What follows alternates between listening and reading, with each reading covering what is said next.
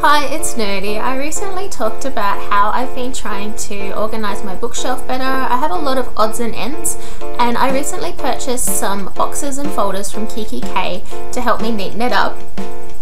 I could easily spend a lot of money at Kiki K, but there are some items that don't fit into the standard box sizes, such as these sewing patterns. I have lots and lots of sewing patterns. So I decided to make some of my own fabric boxes to organise my sewing patterns, like this one. If you'd like to see how I made it, keep watching.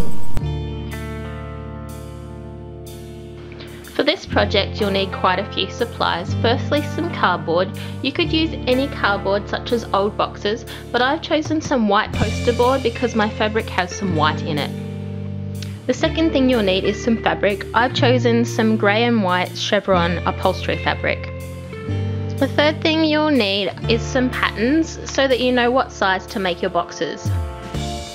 In addition, you will need a ruler, some scissors, a pencil, some craft glue and some masking tape. I've also got some board clips to hold the fabric while it's drying. And these are adhesive book plates which you can use to attach labels to your boxes. Using your pattern as a guide, start by marking out a template for the box on your piece of cardboard. So I've drawn out the pattern for my box. You can see that the back of the box is slightly bigger than my pattern, and I've left some space at the top so that I could make some dividers. I measured my bookshelf to make sure that the depth of the box was the right length. I've made it the same depth as some of the other boxes in my bookshelf. Now I'm going to cut out the template. It doesn't matter that these two pieces are separate, as I'm going to tape them together later.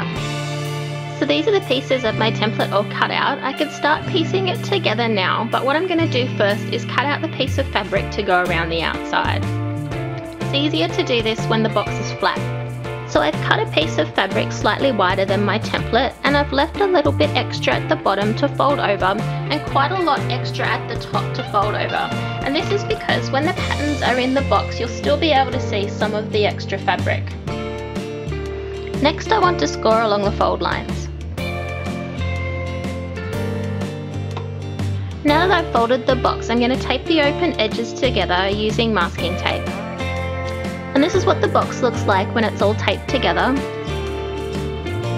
If you've got a thicker cardboard, you can add some extra masking tape along the edges. Wrap the fabric around the box so that the fold is at the back, and also make sure that there's a little bit of overlap at the bottom.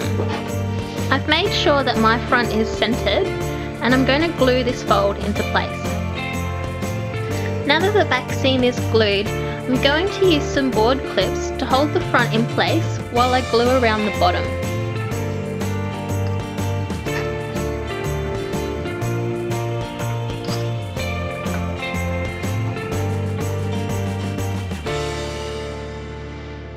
This is what the bottom looks like now that it's glued. It's not very neat, but that doesn't matter. Now I'm going to focus on the top of the box. You can see that there's definitely enough fabric that goes down inside, so when I put a pattern in, you won't see the edge of the fabric. Start by cutting directly down to the corner of the box.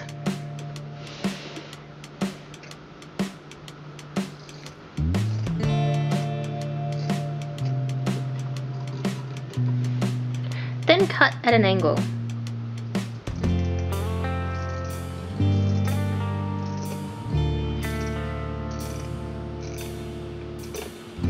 This will create a neat seam on the inside of the box. Next you'll need to cut a slit at the front corner.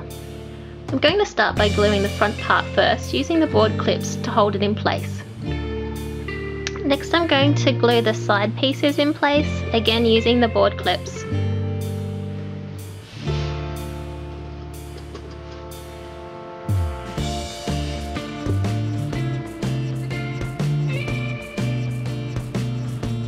And lastly, glue down the back piece, creating a clean seam at the side. This is what the box looks like while it's drying.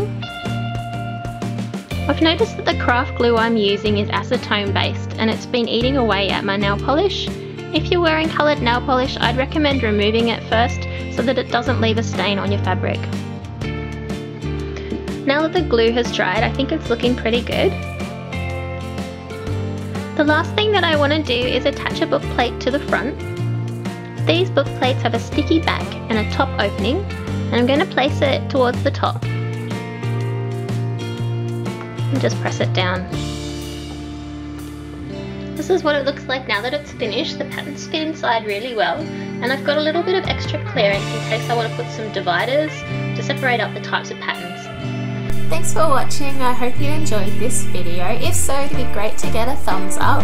As always, written instructions can be found on my blog. I'll leave a link in the description below. If you decide to make your own fabric boxes, I'd love to see them. You can either comment below on my blog or on my Twitter.